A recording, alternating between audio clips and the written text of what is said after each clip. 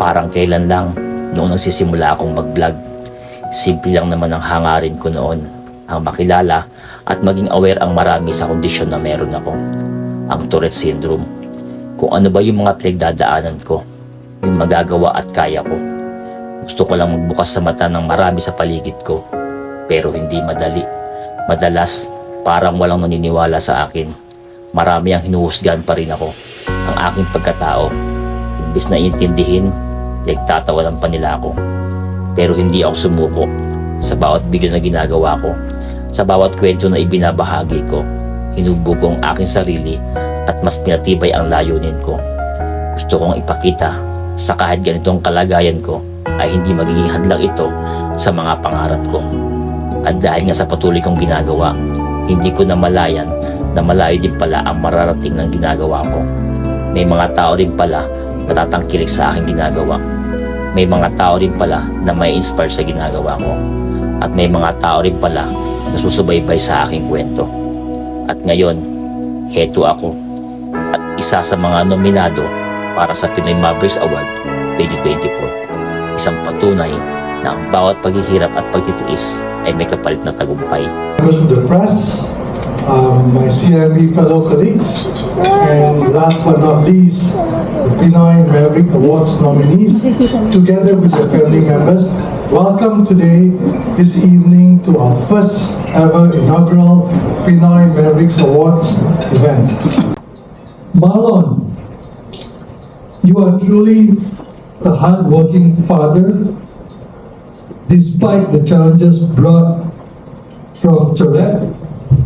You didn't make that a reason to be given a reason not to do what you have to do as a parent, as a father, and you made your challenge into something positive, and you continue to provide for your family with an while inspiring many others to realize, despite challenges and personal difficulties, you can still lead, you can still make an impact, and I think you give hope to many people to say, despite your own challenge, you can still thrive.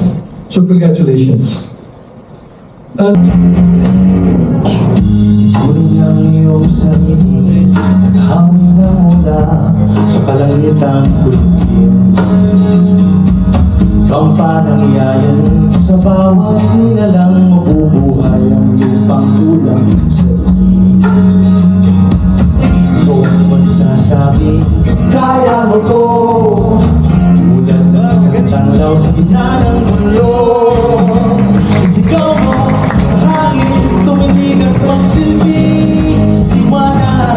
Liwanag sa dilim. Harapin mo, magiting ang bagong kawitin. Ikaw ang liwanag sa dilim. Now, before I announce the names, I'd like to call back on stage Mr. VJ Manaharan, CEO of CIMB Bank Philippines, Mr. Bunny Aguilar, Chief Marketing Officer, and Ms. Nikki Constantino, Head of Corporate Communications, to present the awards. Now, I'd like to clarify that the runners-up will be called in no particular order. Is everybody ready? Yes! All right. Now calling our first runner-up. Let's welcome on stage Arlene Maniquis. Arlene advocates for the deaf, and her chosen beneficiary is Philippine School for the Deaf, Pasay. Congratulations, Arlene. Our next runner-up is someone who aims to spread awareness on breast cancer. Please join us here on stage, April Carreras.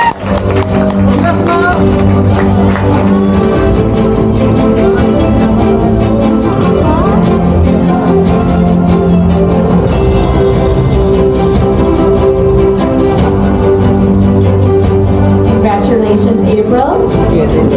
And for our next runner-up, congratulations to MK Bertulfo. Her chosen beneficiary is FH Moss, the first and biggest parenting freelance Fundraising and Entrepreneurship Group for Filipino Moms.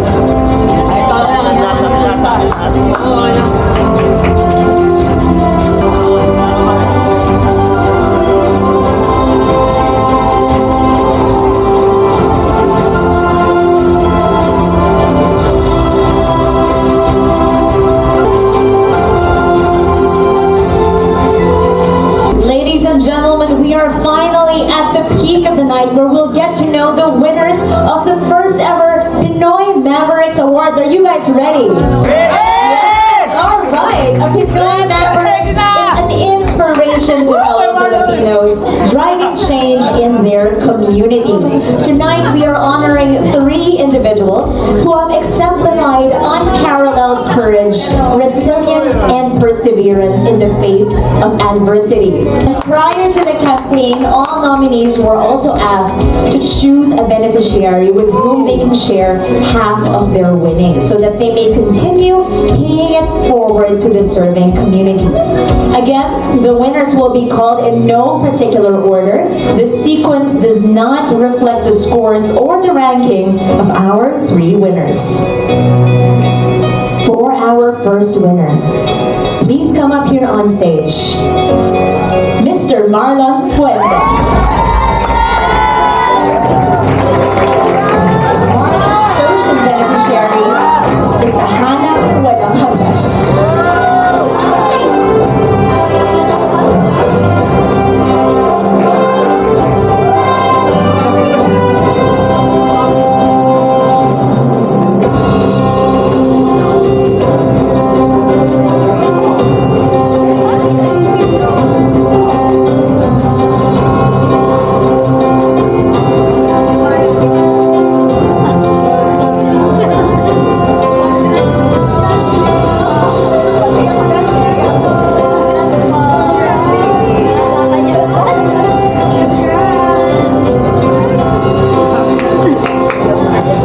Ayun, una-una, gusto kong pasalamat kay Lord sa gabing ito. Siyempre sa Pinoy Maverick Award 2024 sa bubuo ng CIMB.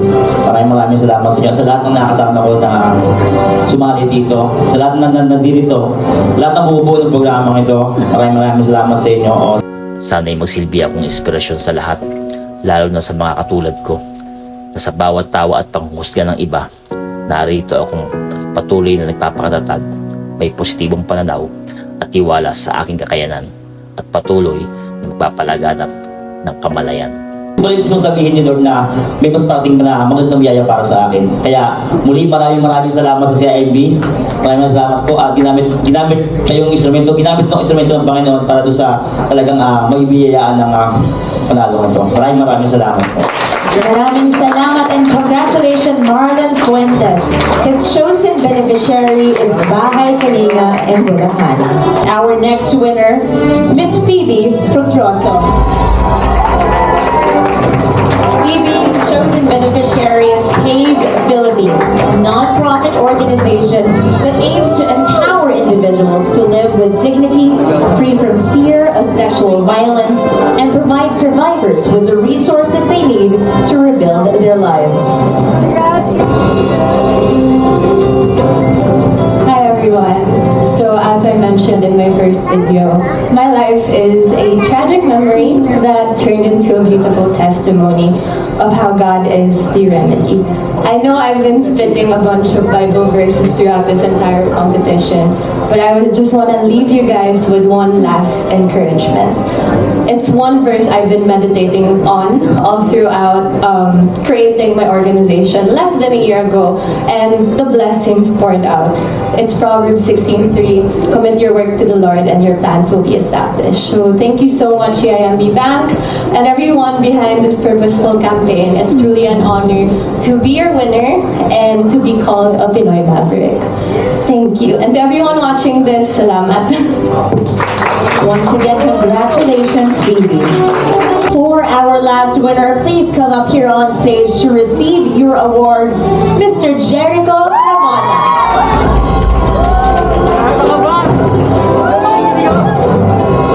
Yun, nagpapasalamat po ako sa opportunity sa CIMB po na bigyan po ng pagkakataon na maging part po ng this wonderful event. Alam ko po sa volunteer is ano lang po ito eh.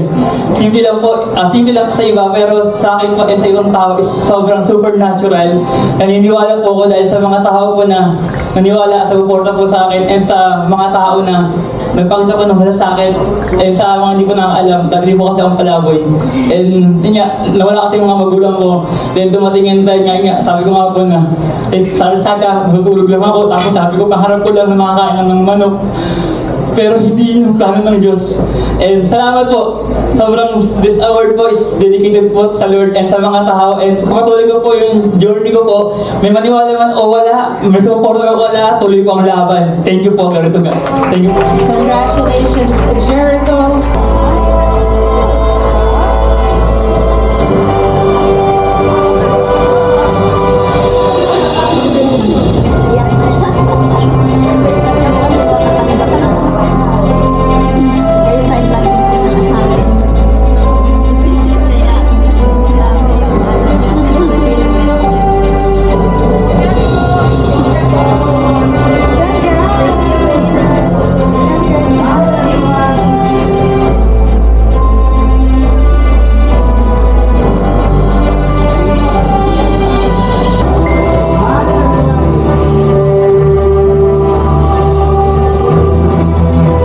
Another round of applause to our Pinoy Mavericks of 2024.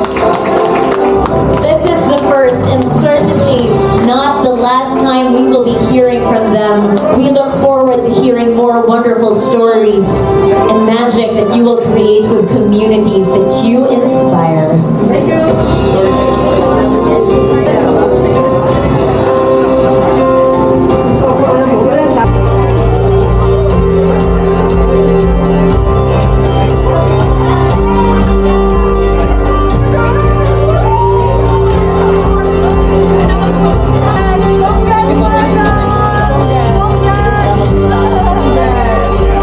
Sa bawat hakbang ng ating paglalakbay, laging tandaan na ang tunay na tagumpay ay hindi nasusukat sa bilis ng pag-abot natin ng ating mga pangarap, kundi sa tibay ng ating loob sa pagharap sa bawat pagsubok. Kung sa simula'y tila walang maniniwala sa iyo, tandaan mo na ang pinakamahalagang paniniwala ay ang tiwala mo sa iyong sarili. Patuloy kang magsikap, huwag sumuko. Dating ang araw, makikita mo na ang lahat ng iyong paghihirap ay nagbunga ng tagumpay. Kaya kapit lang, magpakatatag, samahan ang taimtim na dasal, at huwag kalimutan magpasalamat sa bawat maliliit na tagumpay. Sa huli, mapapasakamay mo rin ang iyong tagumpay.